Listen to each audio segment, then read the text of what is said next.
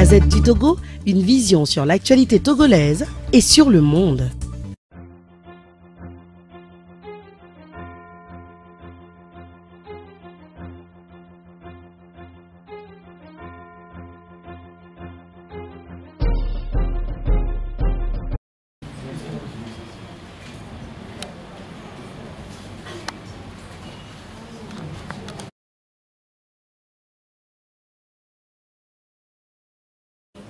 Socialistes, mesdames et messieurs, je voudrais au nom du comité exécutif du Pacte socialiste pour le renouveau vous remercier de vous être déplacés ce matin à notre siège, à votre siège, pour une activité qui relève du programme habituel des partis politiques, des tâches habituelles des partis politiques. Il s'agit là de la formation des militants, en particulier, mais d'une façon générale, des citoyens togolais. Alors, cette formation et là, qui a lieu aujourd'hui, ce n'est pas pour la première fois qu'elle se passe, mais aujourd'hui, l'objectif que nous assignons à cette formation est de faire de vous des ambassadeurs du parti auprès du peuple togolais, auprès de la jeunesse togolaise, pour le triomphe des valeurs démocratiques et des valeurs citoyennes. Le Parti socialiste pour le renouveau s'est inscrit désormais dans une ligne de formation de sa jeunesse. Je dis plus particulièrement de la jeunesse, puisque de tous les combats politiques, il s'agit là de l'avenir de la jeunesse. Tous ces combats sont orientés vers le bien-être de la jeunesse. C'est pourquoi nous nous réjouissons ce matin de voir à notre siège que tous ceux qui se sont présentés en majorité dans la majeure partie du pays, à 90, si ce n'est à 100%, vous êtes tous jeunes. Et c'est l'objectif que nous nous assignons à partir de maintenant. De former nos jeunes, de recruter davantage de jeunes à partager nos valeurs citoyennes. Sur le plan politique, nous tous nous constatons que les femmes, souvent c'est ce qui est dit, les femmes ne s'engagent pas en politique. Mais il en est de même aussi de la jeunesse. Je crois que le Parti socialiste pour le renouveau va faire désormais avec vous l'exception d'avoir plus de jeunes parmi ces militants, quand bien même nous ne mettons pas les autres de côté, mais vous serez des ambassadeurs. Auprès de vos camarades, auprès de vos parents, de nos soeurs qui sont à la maison et qui ont envie de comprendre mieux l'action politique. C'est à vous d'être nos ambassadeurs.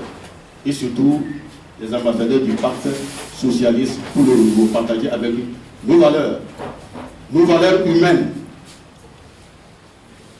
d'égalité, de solidarité et de progrès partagés. Ce sont ces valeurs-là qui déterminent notre engagement au Parti social pour le renouveau. Et je crois que vous partagerez ces valeurs avec nous. Et c'est pourquoi aussi, à l'ouverture de cette session de formation, nous n'allons pas passer sous silence l'actualité socio-politique de notre pays. Nous ne l'avions pas inscrite au programme, mais il faut qu'on ouvre une brèche sur ce qui est en train de se passer aujourd'hui au Togo. Parce que vous, en tant que nos ambassadeurs, il faudrait que nous ayons la même lecture de ce qui se passe, pour qu'on puisse en discuter avec les autres et apporter aussi notre vision des choses. Je voudrais parler du dialogue politique. Je voudrais parler aussi des sociopolitiques. Aujourd'hui, beaucoup de syndicats sont en grève. Vous apprenez tout comme nous, tout ce qui est en train de se passer et qui tourne autour de l'homme. Ce qui fait la préoccupation de Force sociale pour nous. Donc moi, mon devoir est de vous dire, soyez les bienvenus au Force sociale pour nouveau, à vos sièges, chez vous, dans votre famille, dans notre famille. Je vous fais savoir que nous, on se désigne par le nom camarade. Il n'y a pas du plus haut, du plus petit, nous sommes tous au même niveau. Et on dit camarade Mathieu, camarade Intel, camarade Moulin, ainsi de suite. Okay? Donc une fois encore, je vous souhaite la bienvenue, une bonne écoute au cours de cette formation et que vous partagiez aussi les résultats de cette formation avec tous ceux qui n'ont pas pu venir et que davantage pour la prochaine fois vous veniez avec vos camarades. Les femmes, nos sœurs, on nous invite à mobiliser davantage vos sœurs. Désormais, la politique ne peut pas se faire sans vous. On ne peut pas construire sans vous. Donc je vous invite plus particulièrement à faire venir nos sœurs, camarades aussi, aux sessions prochaines que nous aurons organisées. Je vous remercie et je voudrais que le camarade secrétaire national essaie quand même de vous situer en quelques mots sur le dialogue politique et sur l'actualité sociale qui est en train de se dérouler dans notre pays. Je vous remercie et bonne formation.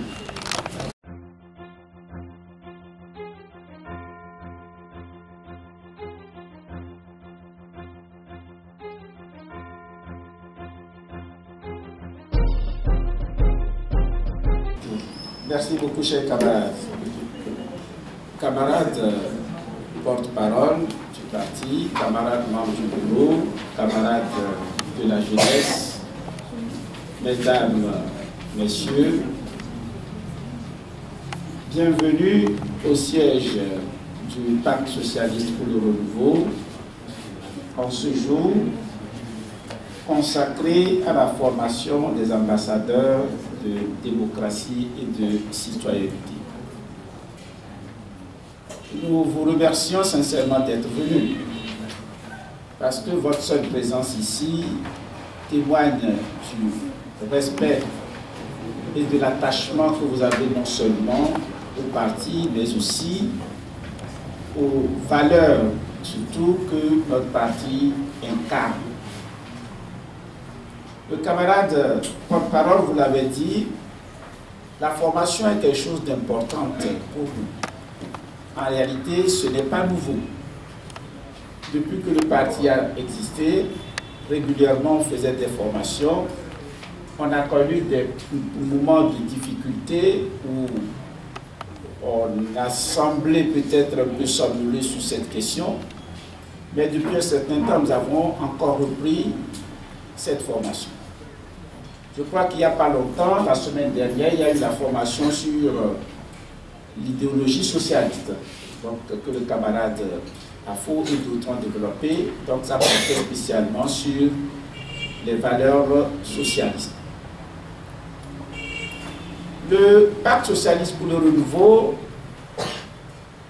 s'impose comme devoir de susciter des réflexions sur des thèmes qui sont considérés comme vitaux pour notre pays.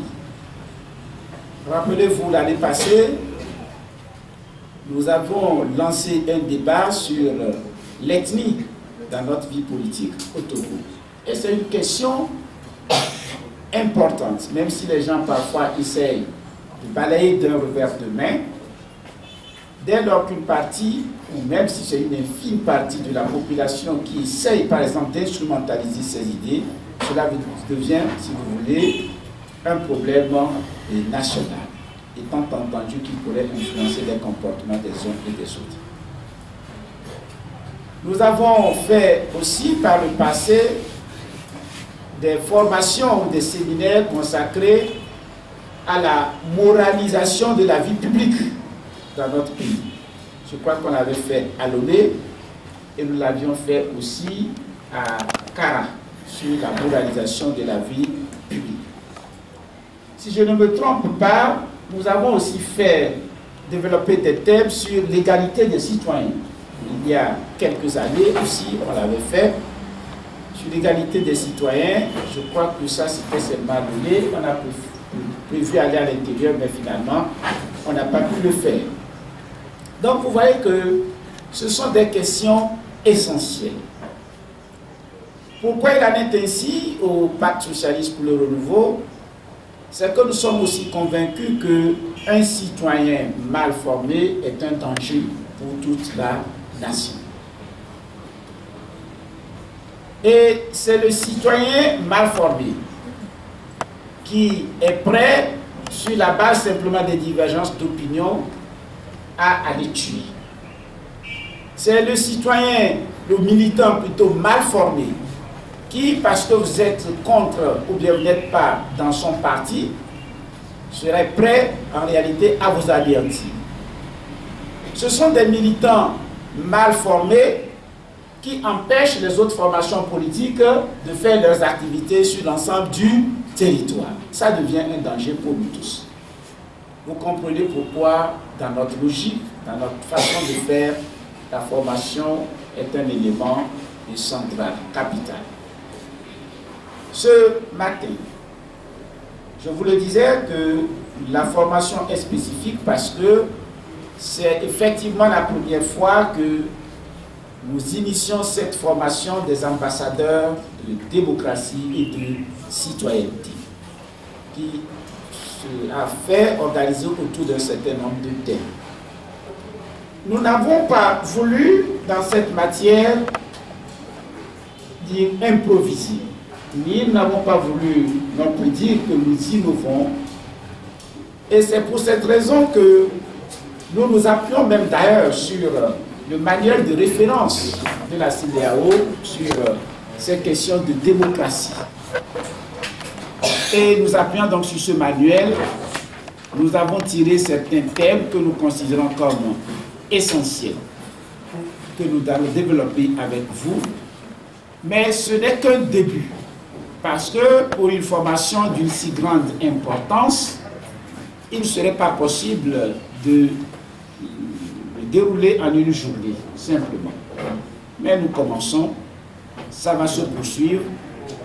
Vous aurez à réfléchir davantage sur ce qui a été dit ou sur ce qui sera dit, ce qui nous permettra de faire d'autres échanges. Et vous, une fois suffisamment formés et une fois suffisamment nantis donc de ces outils, vous pourriez vous aussi aller former les autres dans votre entourage familial, professionnel, etc. Et donc aujourd'hui, trois thèmes, ou bien oui, trois axes retiendront essentiellement de discussion. Le premier sera sur les droits humains. Les droits humains, c'est quelque chose de fondamental. Et quand un pays, dans ou dans un système, on ne respecte pas les droits humains, je crois que c'est la porte ouverte à toutes les dérives. Pour nous, c'est quelque chose de fondamental. L'homme est au cœur de nos préoccupations politiques. Tout système politique qui ne viserait pas le bien-être, l'épanouissement complet de l'homme est un système qui doit être combattu avec toutes les forces, toutes nos forces. Par conséquent, les droits humains constituent pour nous quelque chose de fondamental. Et le camarade Hafo nous parlera de ces droits humains. On ne peut pas en une journée parler des droits humains, mais on va essayer d'aller à l'essentiel, le temps de mieux les approfondir dans l'avenir. Un second thème sera consacré aussi à la démocratie et à la bonne gouvernance. Démocratie et bonne gouvernance. Vous savez, beaucoup de problèmes que connaît l'Afrique ou plusieurs pays de l'Afrique, ces problèmes sont liés à un déficit démocratique. Et la démocratie implique des valeurs. Et en réalité, si ces valeurs avaient été ou étaient respectées, je crois qu'on aurait pu beaucoup avancer. Je ne prends que le cas du Togo.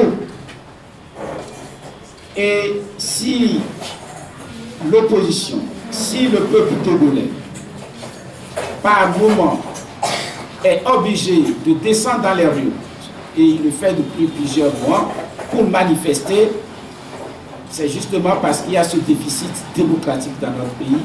C'est parce que les droits humains ne sont pas respectés. Et c'est une lourde perte pour nous. Je vous donne un exemple précis. Si l'opposition togolaise fait une marche un samedi, par exemple, et si elle ne mobilise que 100 000 personnes, pendant 5 heures de marche, ça fait 100 000 fois 5, ça fait 500 000 heures de travail que nous laissons de côté pour venir protester parce que la démocratie n'est pas respectée dans notre pays. Il en résulte que si on n'avait pas ces problèmes, c'est 500 000 heures de travail qu'on aurait pu faire ailleurs. Et c'est pour ça qu'il faut comprendre que ce sont des pertes énormes du fait de ce déficit démocratique que nous avons dans notre pays, un déficit également de la bonne gouvernance.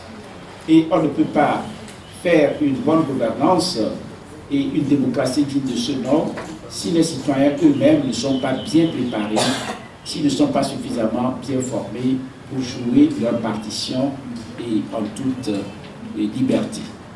Et vous comprenez donc pour quelles raisons nous consacrons aussi un thème à la démocratie et à la bonne gouvernance. Enfin, moins pour la formation d'aujourd'hui, un troisième thème sera consacré à la citoyenneté et civisme. Le bon citoyen respecte la loi donc de son pays. Et cela voudrait dire aussi que cela s'applique à la fois aux gouvernants et aux gouvernés. Un président de la République qui ne respecte pas la Constitution est un mauvais citoyen. On n'a pas besoin de le démontrer outre mesure. Et donc, citoyenneté et civisme sera également développé. Cela concerne les gouvernants, cela concerne le chef de l'État, mais cela vous concerne vous et cela me concerne moi aussi, parce que je suis un citoyen. Et c'est pour cette raison que nous pensons que ce sujet aussi doit faire l'objet de débats et ce matin. Je sais déjà que nous ne pourrons pas épuiser tous les aspects du sujet, étant entendu que pour cette journée, nous avons des contraintes horaires. Mais ce sont des questions sur lesquelles nous reviendrons encore. Nous approfondirons la formation de sorte à ce que chacun d'entre nous soit suffisamment outillé pour pouvoir débattre de ces questions en toute liberté.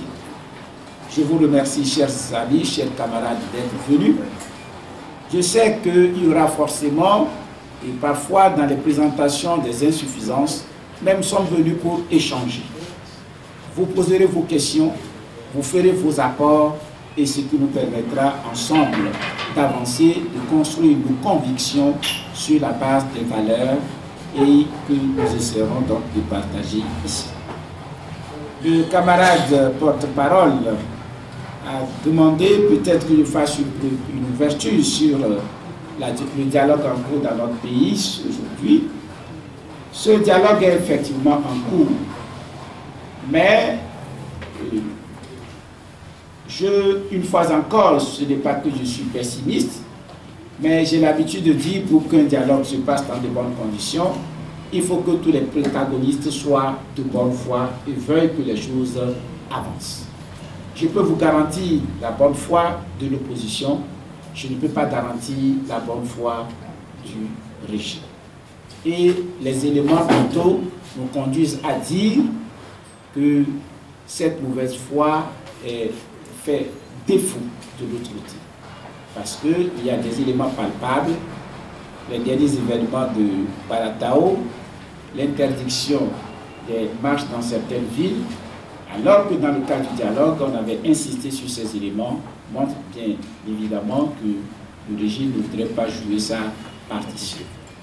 Mais je vous dirai ceci, que même si le régime ne le fait pas, il n'y a pas lieu de nous décourager. Parce que aucun pays, aucune force de l'étranger ne viendra libérer le peuple togolais. Mais le peuple togolais est en mesure de se libérer. Si nous le décidons, si chacun d'entre vous le décide, si tous les Togolais le décident, je crois que nous allons nous débarrasser de ce régime en moins d'une journée. Et c'est pour cela, malgré tout, je demeure optimiste. Où le régime est ouvert aux discussions sincères et ensemble nous contrôlons notre pays, où le régime s'y oppose, donc comme il est en train de le faire, et un bon matin, le peuple togolais le mettra dehors. Par conséquent, ne perdons pas espoir, travaillons au mieux-être de chacun d'entre nous.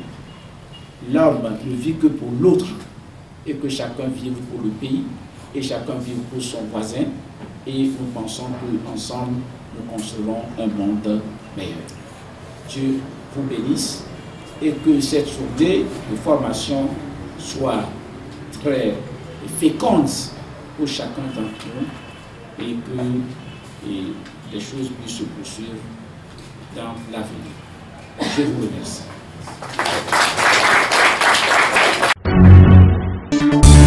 La Gazette du Togo, une vision sur l'actualité togolaise et sur le monde.